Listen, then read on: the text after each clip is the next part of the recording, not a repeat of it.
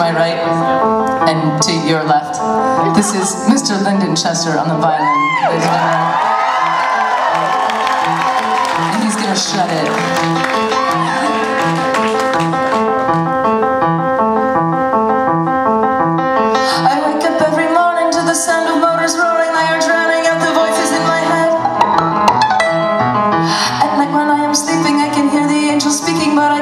Single thing they've said. I see the lips move clearly and I feel their presence near me, but each word they try to tell me just slips through the cracks. I push, I strain, I wrestle with my brain, and then a voice from somewhere whispers to relax. I'll say a word for sickness. She is my favorite mistress. She knows my body like no other can. My flesh and spirit keep colliding when her fingers are inside me. Oh my God, lady, I'm your man. Fever, flu, malaria, come near me, do not spare me. I just long to spend another night to attack. I reach, I shake, I cry until I break, and then I feel something release that never leaves.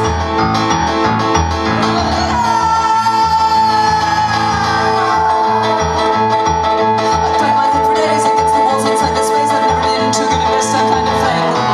I've been here with my father, I'm just pacing, but he's smarter. He's been building a fantastic set of wings. And with that I'm up and flying with the labyrinth behind me, but I got too high, the sun is melting through the rain. It burns, it hurts, I tumble to the air, and as I fall, I feel myself relax.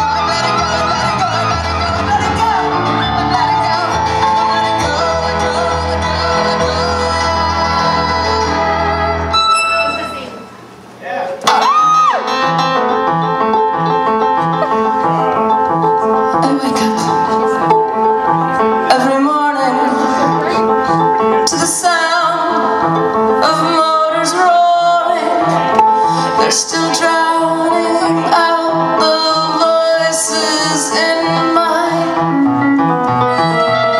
head. At night, when I am sleeping, I still hear the angels speaking, but I can't recall a single thing they've said. I see their lips move clearly and I feel their presence near me, but each word they try to tell me just slips through the cracks. I push, I strain, I wrestle with my brain. I reach, I shake, I cry until I break. It burns, it hurts, I tumble to the air, and as I fall, I feel myself relax.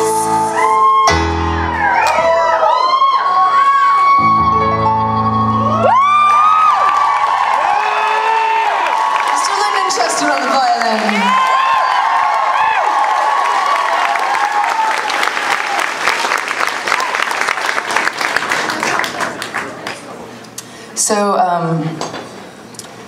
So I just put a record out, my first solo record, about a month and a half ago, 2 months ago, almost 2 months ago, and it's called Who Killed Amanda Palmer. And while I was working on the artwork for the record, I found out that I had no packaging budget. So, you know, because everything's fucked up. So instead of having a lot of pages of artwork in the CD itself, I decided to keep the CD very sort of classy looking, and I have it in a nice cardboard digipack and everything. But I decided to just make a book. And looking back, it seemed like such a good idea, and so simple. I was like, well, of course, like people will buy the CD, and then there won't be enough artwork, so they'll have to buy the book. Like that was logical. But no. Well, I won't find out until the book comes out. So I decided to work on this book, and it's a book of photographs of my corpse in different places around the world.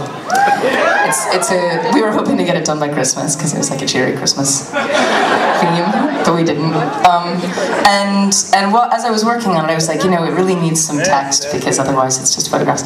And so I asked my friend Neil Gaiman if he would write it. So and I never thought he would say yes. I'm like, he's super fucking famous and busy and writing movies and doing things for other famous people. And but he said yes, which blew me away. And so he came to Boston and we worked on this book together. And it's called The Big Book of Who Killed Amanda Palmer. And it's got stories by Neil to accompany the photographs. And while he was in Boston, we made this little song together. Neil wrote the lyrics. I'm gonna play it for you. And I wrote the music and well, the chords really. And it's like a modern day lounge song. You have to imagine that I'm one of those like really tacky cabaret singers, like wearing sequins, and, like unironic sequins. And, you know, it helps to imagine that like I can sing. You know, maybe imagine that I'm old and you know, like maybe look like Billie Holiday or Ella Fitzgerald, which is hard because I'm white, but do it. And imagine all these things. And we were talking about, I was talking to him about how much I love Frank Sinatra, because I love Frank Sinatra. I just really fully discovered Frank Sinatra, and I'm just like, Frank. And but you know, his songs are really dated, and you know, he sings a lot about being lonely because his special lady has left him, and